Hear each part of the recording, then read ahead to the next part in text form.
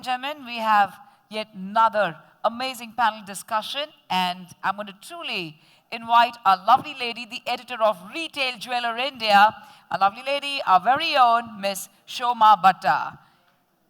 Thank you so much, Shoma ji, for being here with us.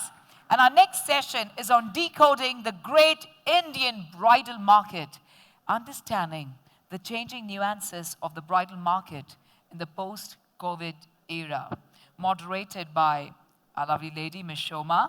I'm going to truly welcome our panelists here on the dais. May we please continue the applauses as we welcome Mr. Pratap Kamath, the Managing Director of Abharan Timeless Jewelry, Bangalore.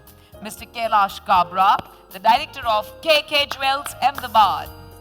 Mr. Ketan Chokse, the co-owner of Narayan Jewelers, Baroda. And Mr. Priyesh Nagar, partner, Madanlal Chhaganlal Jewelers, Indore. A wholehearty welcome to all of you and our lovely lady, Ms. Shoma. Bahut bahut shukriya. Thank you very much, Mr. Pratap Kamath, Mr. Kailash Kabra, Mr. Ketan Choksi, and Mr. Priyesh Nagarji. Namaste and a very warm welcome. Thank you, Ms. Shoma. Good afternoon, everybody. Thank you so much for braving the pandemic and coming here one day in advance. It means a great deal to all of us at Retail Jeweler. So in this session, we are going to be decoding the bridal market. And the dichotomy is, I think there is no one in the room who doesn't really believe that bridal market is the key to this industry's success and growth. It is, as per 2017 data of KPMG, it is about a $50 billion market and close to 10 to 12 million weddings in a year. This is second only to the US, which is at about $70 billion. And so if bridal was important to the industry before COVID, I think post-COVID it has become everything for the industry. That said, I think there is a new normal in the wedding industry, and that is something that as jewelers we cannot ignore. The wedding industry has changed in many ways. As we know, the big fat Indian wedding has become very lean. It has become more personalized. It's very somber. It's very intimate. And all of it has had huge repercussion on the way the wedding industry functions. As per KPMG again, in this year itself, we will see just about 35% of the pre-COVID levels that I talked about, which is not very heartening, but the good part, I don't see any jeweler batting an eyelid because unlike competition, jewelers find themselves building a new narrative which is strengthening the proposition we have for bridal customers. They are basically building a communication which is informing a bridal buyer about putting their money in something which is truly valuable and enduring. And I think that's the narrative which was building before COVID, and post-COVID it has found greater resonance with the youngsters and their families. So on that note, I think we will speak to the panelists and find out what has and what has not changed post-COVID in the bridal segment. So starting with you, Pratap. Pratap is a renowned jeweler in Bangalore. He has 2 stores. And like most family jewelers who take pride in being wedding jewelers, he specializes in the wedding category, and we will find out from him how the bridal business changed how has it changed post-COVID, and what are the innovation strategies that he has brought into his business to maybe identify the winning commercial opportunities? Thank you, Ms. Soma. In fact, I don't think I have much to share because I'm addressing, an audience of jewelers, and all of us have experimented, all of us have experienced similar things over the last 18 months. Excuse me for wearing my mask because I'm suffering from a throat infection and I'm protecting others and not myself. To start off, I think when Ms. Soma said what we did differently, I'd like to share one or two of my experiences. One was with regard to using digital and social media. So last lockdown, my daughter, who's now gone for undergrad to the US, so she did a project on marketing at Aberron when she was, in the 11th grade. And that coincided with the last lockdown. So that gave me an opportunity to understand what she had done. And she insisted I do a course on digital marketing. Well, I'm just sharing what I did. I don't think I have anything new, but I just want to share this with you all. So I actually enrolled with Udemy for a course about 18 months ago to understand how it works. Because when I finished my graduation and post-graduation, computers weren't used that much back in 97, 98. So that was a completely, it was an eye-opener for me. I was very happy to learn everything the digital and social media had. And post opening of lockdown, we tied up with an agency to come out with a very robust digital marketing campaign. One learning for me in that was that we were always very scared that since we focus more on design and bridal jewelry, our designs could get copied. But with this experience over the last 16, 17 months, I can tell you, there is more to gain than to lose. So we may lose 20% of the consumers who would try to copy the designs which we are showcasing using the various channels, but I think 80% we stand to gain. I've also understood the advantage of onboarding social media influencers. In fact, a few months ago, we had used a very popular South India-based social media influencer, and we've got fantastic response because of that, and it's overall changed my perspective about the strength and about the strength of social media. Pratap, sometimes the view from a distance is always better. So I believe, you have done a great deal to even make a statement, being a bridal jeweler, that we have more to gain if we share our designs.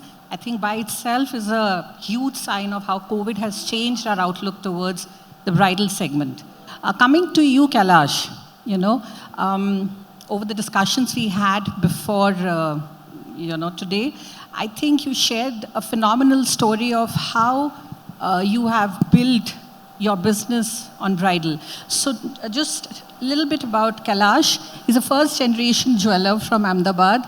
And to his credit, he has built this business in the last 15 years. Now he has 4 stores. And his first store is all about bridal jewelry. So he specializes in that category, and the further expansions, of course, have been around silver and men's jewelry. But in Ahmedabad, his is the only specialty store for bridal. Over to you, Kailash. So thank you to have me here. So when I started my store in 2006, I was very clear I don't want to join the race. So we decided that we should have a store specially for bridal. Since that time till the lockdown, in lockdown we were very scared, marriages won't happen that grand way. We should go into smaller jewelry. Many big jewelers started advertising for lightweight jewelry, but we stick to our path. So believe me, the great change that we see. So we were always fond of having a lot of stock with us. Having that typical mentality of having more stock physically instead of just advertising, and when the customer is coming to you, there is very less stock to show. So after COVID, many of our clients from Ahmedabad used to go to Jaipur to buy their jadao, Mumbai to buy their diamond jewelry, but we were always loaded with stock. So the moment the market opened, because we had good stock available with us, we really made good sales. Then we got into detachable jewelry because every bride had an issue that where will I wear this bigger set? Is just a 50-day people function. So we provided an add-on service that you can have a detachable set. You can wear the upper string separately, the lower pendant separately, and that really clicked well. And the one good thing that we did as a company was that we understood the bride is not in the right mood to get married now. But parents, and in India, it's always very risky to have a long distance between the engagement and the wedding. So they wanted to have the wedding. So we celebrated every bride's occasion. I shared a couple of videos with you.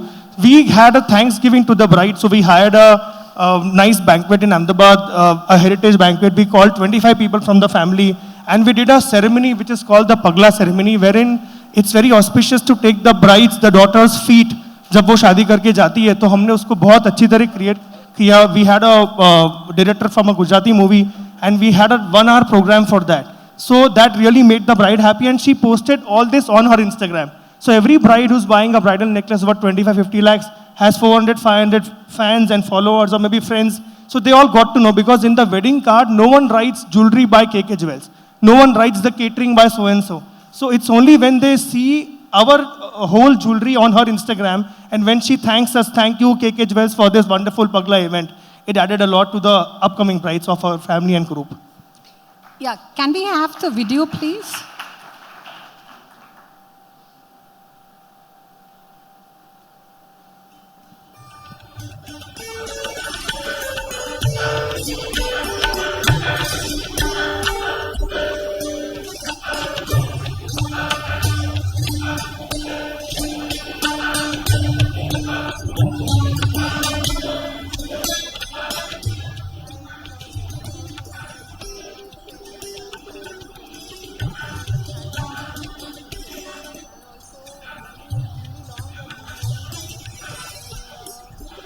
Ceremony is personalized for each bride.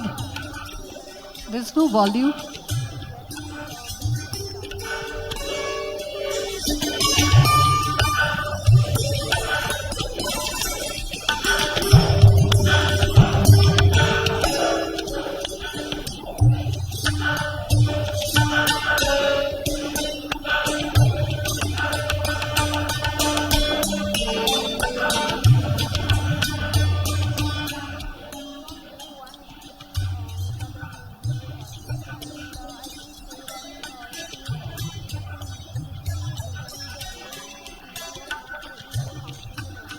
So what we did was generally आप देखते हैं कि एक bride की जब jewellery की buying होती है तो फादर सिर्फ पैसे देने के मोमेंट पे आना चाहते हैं because they think that मेरा इसमें काम नहीं है. So we made it very clear that the father has to attend this event. उनके confirmation को लेके ही हमने event plan किया. So you will see the father is he's cried so much when they did the pagla, and then the in-law side, this was a business idea that generally if the bride is buying from you, the groom side is not your client.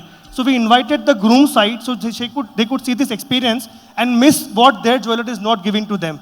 And it really did well with us. Yes.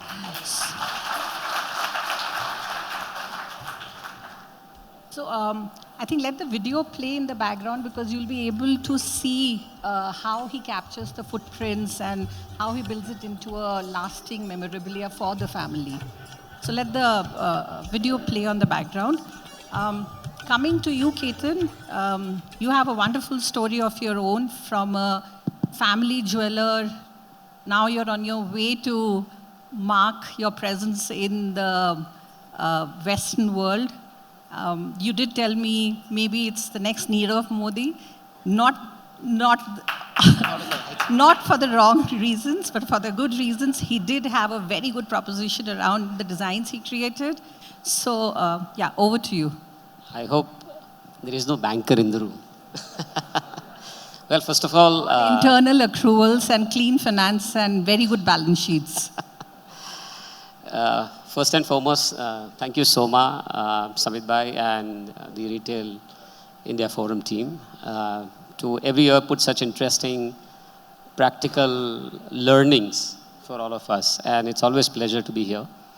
Also, thanks to my co-eminent panelist. It's always an honor to share stage with you all. Thank you. Soma, we have been very clear with our vision for the brand. And if I have to simply define is that we are a modernist, traditional, luxury brand. That is what we are actually pursuing to be in the luxury space. Pre-COVID, I think bridal jewelry segment for a short term, there was too much talking about minimalism, but then eventually it was not there. I think it was all about out and loud, what we were experiencing pre-COVID in terms of brides. Color palettes in terms of products were changing from bold to pastels. And the finest craftsmanship was very well adorned. I think what helped us, our brand, to build more aspirational value for the brand or mythic value for the brand is that our internationalization of the brand, being at the Sotheby's and Christie's, such auction events, designing the right piece, probably getting the highest bids and probably raising the maximum auction revenues, being at the red carpet Oscars for last 8 seasons and probably 6 pieces being adorned till now, and being in New York Fashion Weeks and every Fashion Weeks in India which happens with the latest magazines and covers and the celebrities endorsements. I think this all putting together, and of course we were very active pre-COVID also digitally, because I think digital is something which is very personal. And we all knew that the process accelerated, but it was always there and anticipated. So if you want to accelerate, you have to understand the right tools to reach to your right customers. And we were there.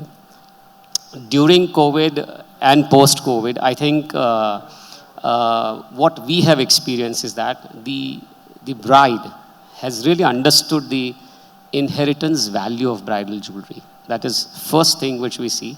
And the other thing is there is more power to her independent decision-making process. I think there are 2 things which we very clearly see and experience in our clientele, that the female bride is a key decision maker, because probably she feels she is more informed through the digital platforms. She knows the trends, probably, and today's younger consumers, they really vouch you, they verify you, and it's not that you can easily get through their decision-making process. So you need to be literally putting effort in all the directions in terms of creativity, craftsmanship, and communications. Doing all of these, I think I can share a small anecdote. A bride probably coming from US to a family in Ahmedabad, and the host family is always there, that I know this is my family jeweler, that is my family jeweler, and we can go and buy jewelry from there.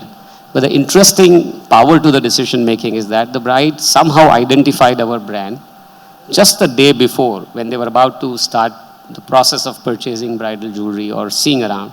She said that we are heading to Baroda, to this particular brand, and I want to buy my wedding jewelry from there. And she actually did it. This clearly changed our thought process, that yes, we were estimating, we were assuming that the decision making is now getting into the hands of brides, but we really experienced it. So post-COVID, 2 biggest learnings for us is that the inheritance value has been very well appreciated by the brides, and a lot of power to her decision making is happening. So if we really need to tap into that segment, we need to make sure that we are there in the right spirit, in the right product, through communications.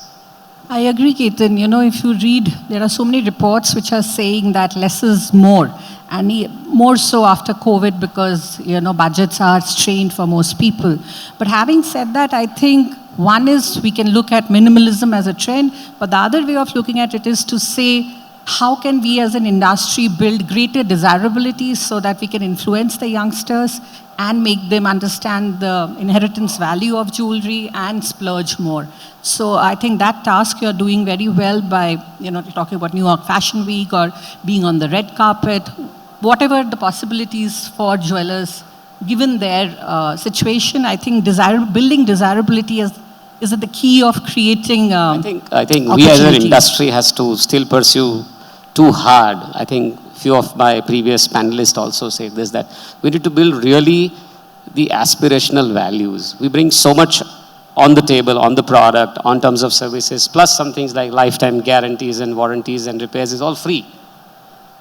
But still we are not able to build the kind of premium which we deserve to. I think we as a brand have very clearly taken up our decisions, and we are constantly endeavoring in this direction. I would like you to show the images. So, Yeah. Ketan, in all humility, didn't mention that he had a lot of other contenders in the same auction where he participated. So both at Sotheby's and at Christie's, his are the only pieces that sold, and he contributed significantly to the auction. So can we have the pieces, please?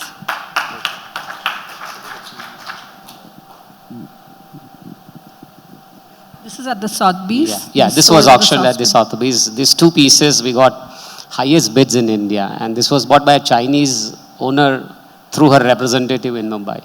And it contributed And 24% of the auction revenue. Right. This was for a charitable cause for Emeralds for Elephant. Next slide, please.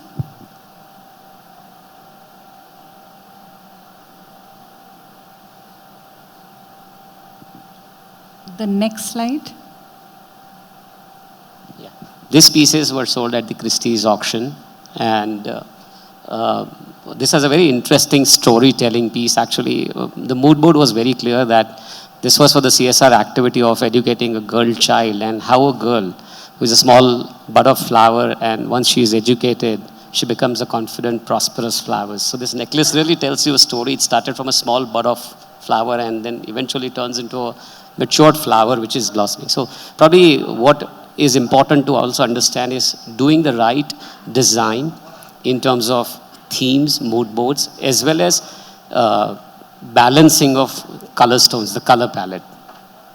Of course, and Ketan is very methodical. We will come to that a little later. He follows the exact method one should follow to draw inspiration and then to chart it out into a final form. The next slide will show the kind of designs he's been doing for the red carpet. This was the piece which Mary J. Blige wore for her live performance at the Academy Awards. I think this is one of the best associations which had happened at the red carpet. So though it may not seem very bridal, correct me if I'm wrong, he is trying to build a new narrative for the bridal segment. When it comes to diamonds, he is trying to break the norm by telling brides to re-look at diamond jewelry and buy something which is really outstanding and truly makes a statement in a big crowd. Innovation is also very important. I think a couple of Next years slide. ago, we won one of your prestigious bridal award where we designed an off-shoulder bridal necklace, which was completely off-bit. Right. Can you just quickly run the slides? I'll move to Priyesh after this. Yeah. Coming to you, Priyesh. Priyesh is second generation jeweler, third generation jeweler from the city of Indore. And they have been, it's a legacy brand, and they have been selling all kinds of jewelry. Bridal, of course, has been comprising a large part of what they have been selling. But during COVID, a lot changed for them, and over to you, Priyesh. First of all, thank you so much for giving me the opportunity and sharing the stage with Pratapji, Kailashji, and Narayan, Ketanji. It's an honor to be here. There were a lot of learnings that we as a brand took during the COVID times. Earlier, we didn't have plenty of time at our hands, but COVID taught us, COVID gave us time. So during my learnings, I was just elevating my habit of reading. So I came across a book called Good to Great, so by Jim Collins. So it stated that small processes are going to make your brand good to great. So we tried and adapt some small processes. So one of the processes that we were trying to find was, why do jewelry wedding planners are doing so well in the industry? They are just the aggregators in the industry. And why we as jewelers, we don't have any suggestions, we don't have any planners in the industry. So we, as a conscious effort, trained our staff, created co-owners in our ecosystem, and we tried to consult all the brides and the grooms that were coming, the wedding families that were coming, that what kind of jewelry and we bought, what kind of jewelries are trending. So in a way, we were trying to cover the market and fill the gap in the market for bridal jewelry. Earlier, if my panelists will agree, there were many brides that were coming to buy a temple jewelry or a polki jewelry. They had to go to different stores. They were not sure which store to go. So, but why under one umbrella can we provide all and suggest them for, this is a Roka set, this could be your reception set, this could be your gifting set. So this as a process we started, and it has given us tremendous results. We have around 37% new customers coming in for aspiring bridal jewelry. They are trying to suggest, the word of mouth is the strongest, I feel. Obviously, the digital, combined with the digital efforts. So this as an effort has paid off, and post-COVID era, we are trying to elevate this process by creating co-owners. That is, I think so, we as the owners cannot be everywhere, but why can't we have co-owners in our ecosystem who can give those services to our staff, to our customers. So this was a conscious effort that we took. And another point I'd like to add, while we were doing this small processes, we came across the brides these days come with a proper description that this is their requirement, this is what they want. Earlier it was line, bhaiya aapke paas naya kya hai? Now they are, this is what I want, this is what I'm looking for, this is the Instagram pic, this is the Pinterest pic. So where are we lagging? Why we have so much of stock, but still we cannot give them the product that they are looking for. So for that, we developed a process. We integrated our backward channel, and we collaborated with our manufacturers. Obviously, we are not too much into manufacturing, but we collaborated consciously with our manufacturers by telling them and giving them sharing the data of what is selling, what is not selling, how is it selling, why is it selling. So this effort gave us 2x turn in stock, 3x turn in stock, and reduced our inventory levels. So these are small processes that we tried and adapt, and they paid us off. Lovely. So just to rephrase what he said, there are 3 pointers that I would take away from here. One, you are saying that I have deeper collaborations with my vendors to create customized designs. And on the same hand, I mean, most people understand how consignments and outright work for our business. And at the same time, you're saying this helped you increase your turns. Yes. So that's wonderful. The second thing you're saying is that why can't we as a community take the wedding planners position in terms of jewelry planners? There is a, mostly we say we are wedding jewelers, but we should probably say we are wedding jewelry planners. That probably will instill more trust in youngsters. The whole idea is to co-create with them what they want. So that's the next. Yeah, I'd like to add one thing, Soma. We as jewelers, everybody has a legacy around here. I'm sitting with the best of jewelers in the country. Everybody is focusing on trust. Everybody is talking about best buybacks, best designs. But why can't we be their consultants? Why can't we be their we have to, our wedding planner can give them suggestions. And as today, what I feel is when you sit across a bride, the bride is interested in finalizing the hamper colors also of what is going to be in the guest room. So why not jewelry? Why can't we sit around with her? Because earlier the consumption pattern, what I see in my city was 30-35% constituted in bridal jewelry. Now today I think so with the budget increasing in jewelry, their discrete spending coming down, I feel 60-65% of their spendings are in bridal jewelry. So why can't we capture the market? And so those were the questions that arise in our mind. And so we took some efforts to counter them, and it has paid us off in last 2 years. That's wonderful. I completely buy the point that, most people, when I talk to them, they say we are wedding jewelers. But I think if we look outside the industry, the aggregation model is a good way to understand how a jeweler can claim to be, you don't have to, earlier it was about serving a community of customers. So you were either a Gujarati jeweler, wedding jeweler to the Gujarati community, or you were a Marwadi, catering to the Marwadi community, very community centric. I think in that space also the lines are blurring. There is a sense of homogeneity in the way a bride sees herself.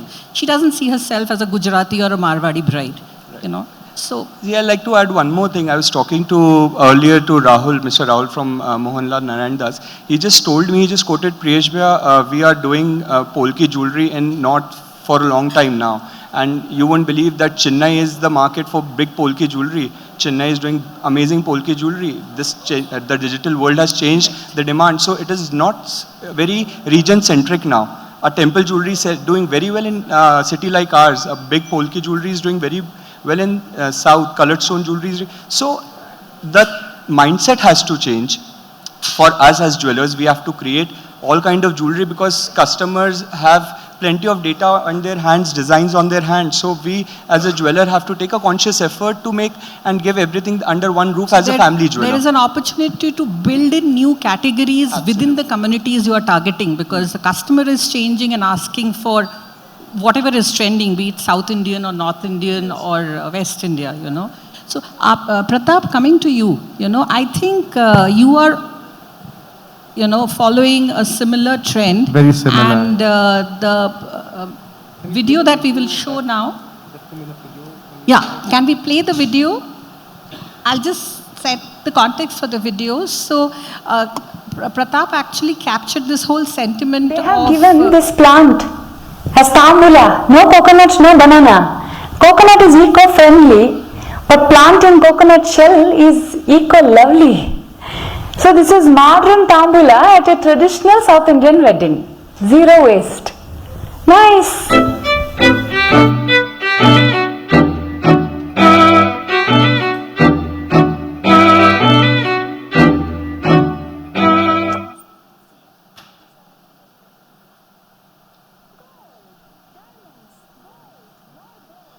From what Priyesh mentioned, we've seen these cross-cultural trends, especially Bangalore. Bangalore is an immigrant city, so less than 50% of the population are actually people who were born and brought up in Bangalore. And Kannada is less than 45% people speak Kannada here. So what we've seen is the cross-cultural trends are the culture, the wedding culture of the North has been well accepted and imbibed by the South Indians. So that's what the video, unfortunately, you know, you're not able to listen to what she's saying. But what she's trying to communicate in this is that earlier South Indian weddings used to be pretty low-key. So even when I got married, we just had the wedding ceremony in the morning and there was a reception in the evening and that was done. But today, last 10, 15 years, we've seen there's a huge change in the way weddings are celebrated.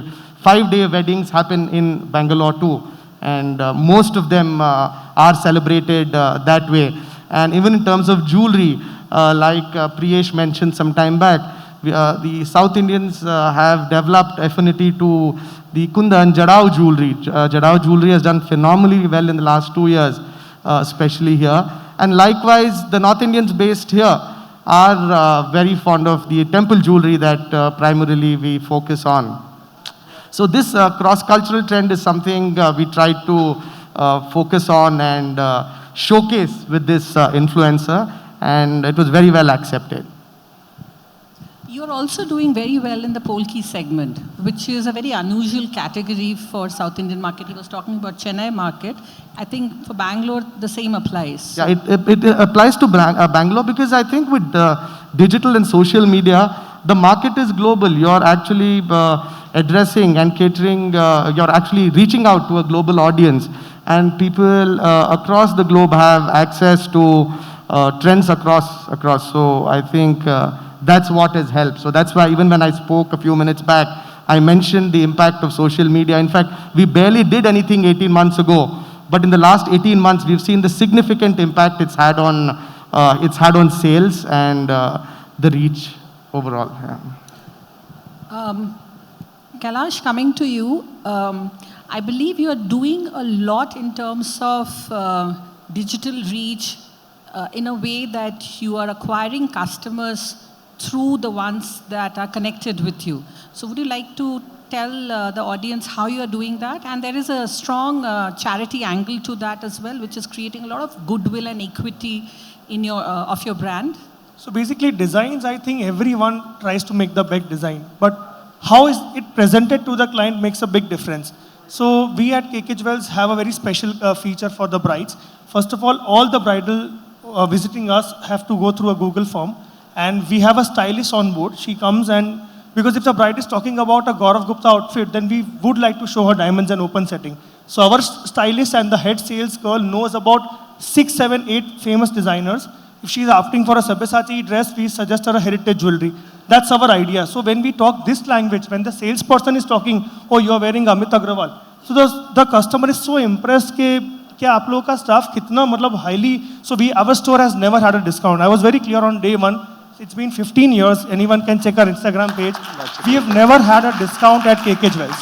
And believe me, even if sometimes we feel कि कुछ करते हैं, तो customers only say कि अगर ये सब like Louis Vuitton never has a discount. They discard all the products which are not sold.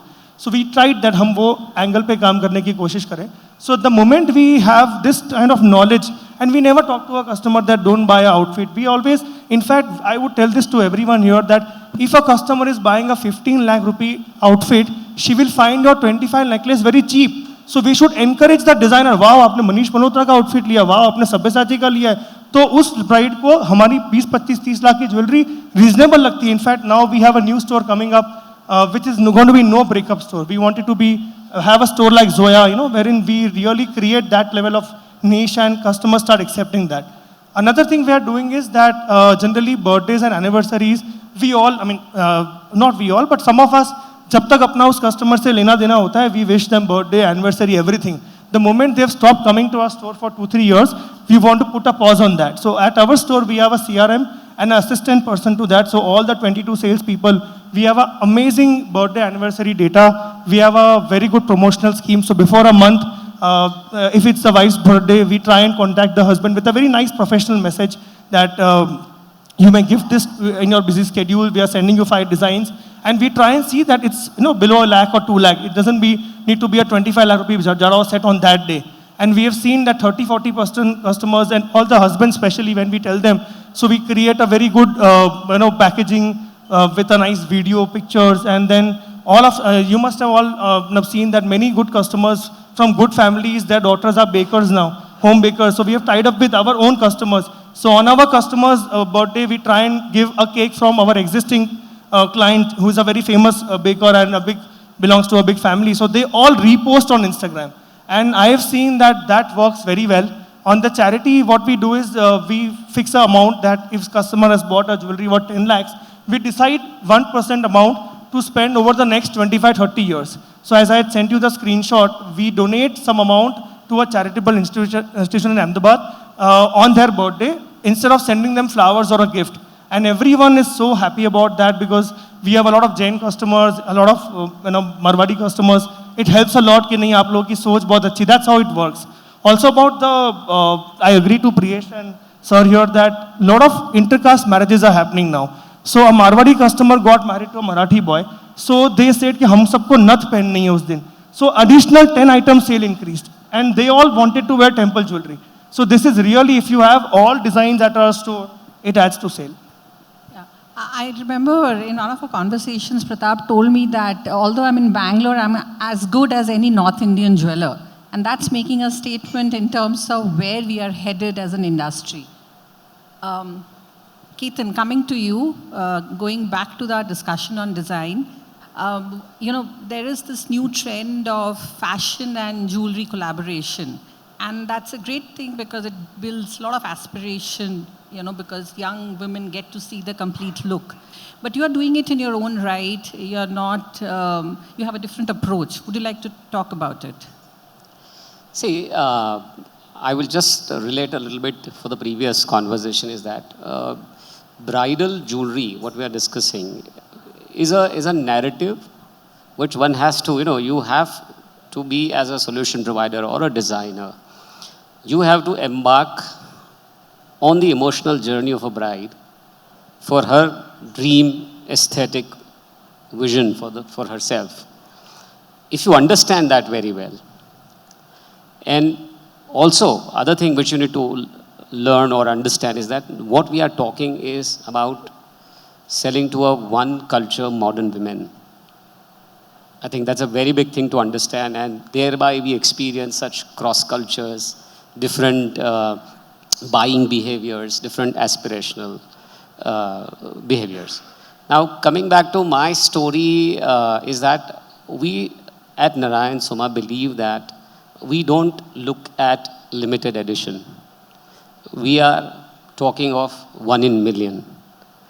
most of our designs are run through a sensible process of taking inspiration, aspiration, mood boards, styling, everything, and create unique pieces, respective pieces where the biggest takeaway to the client is the design exclusivity.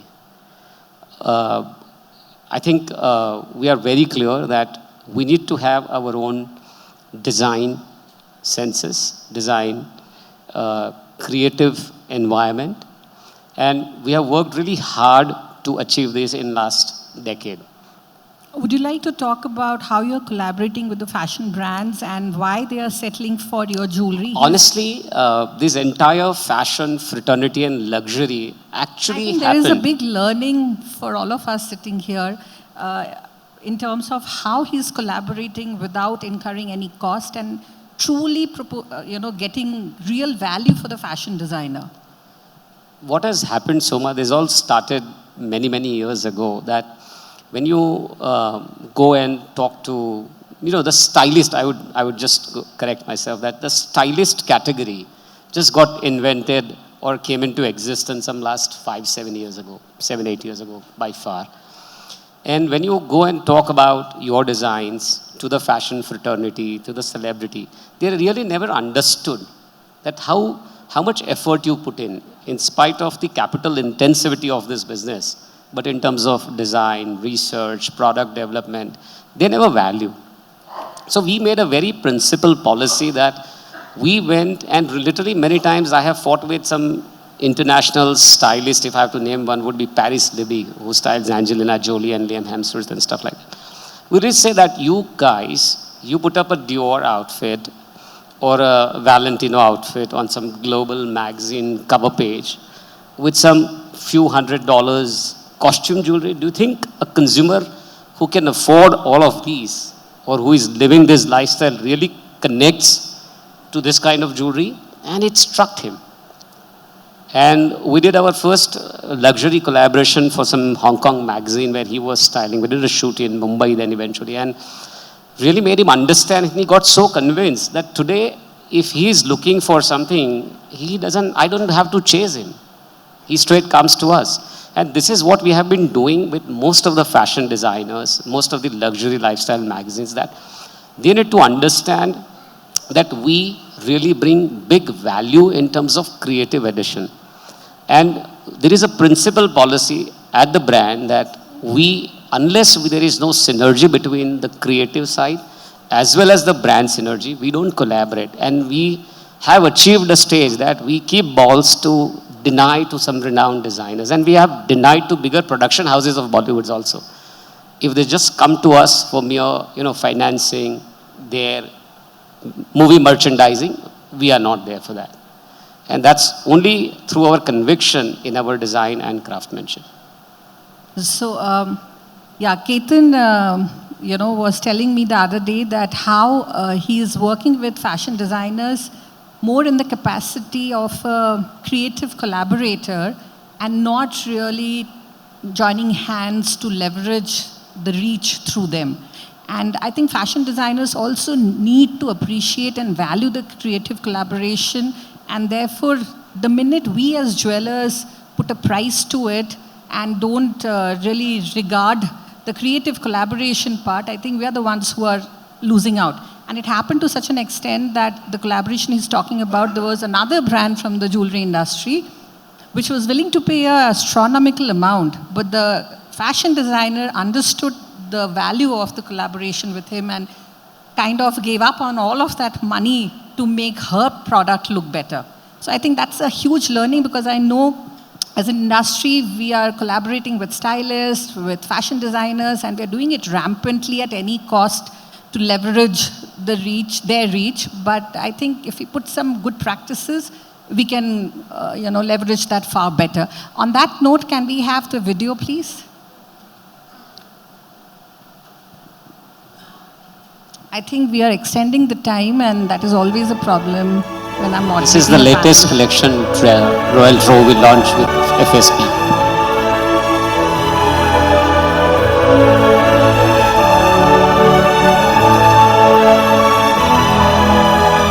This is the latest bridal collection. with Falguni and Shantika. Complete creative collaboration at no cost.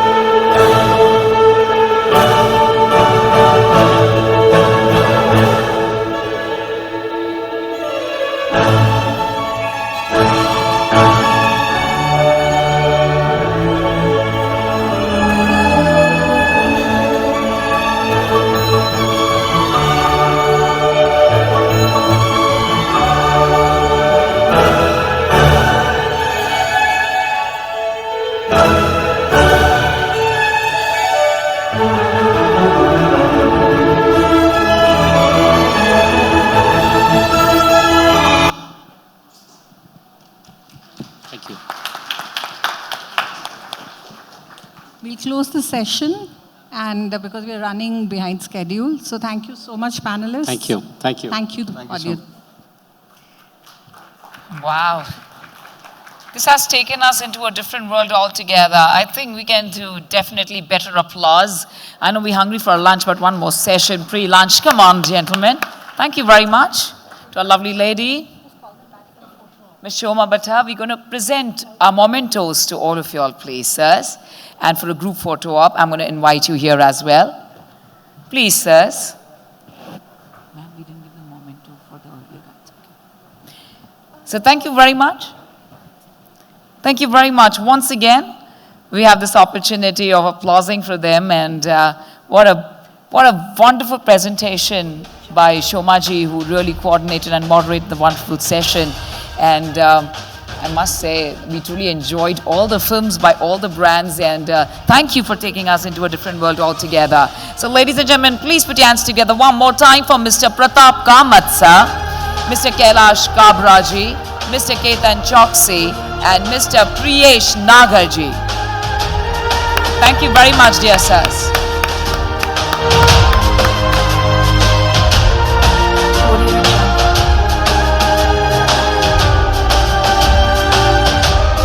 We love the live backdrop as well.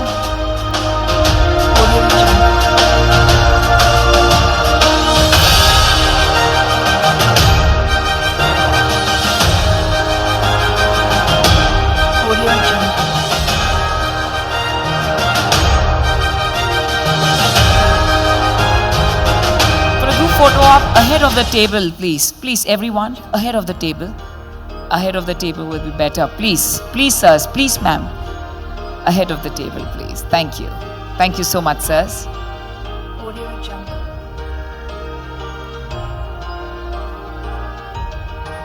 Well, ladies and gentlemen, our next topic is pretty much interesting on the millennial gold. You can have different poses for Instagram, Facebook, and of course, Twitter as well. A different pose, yes. Cheers. Or a heart, yes. Thank you. We all have become younger into the digital world, trying to do and capture different moments. Thank you very much, sirs, and thank you, dear ma'am.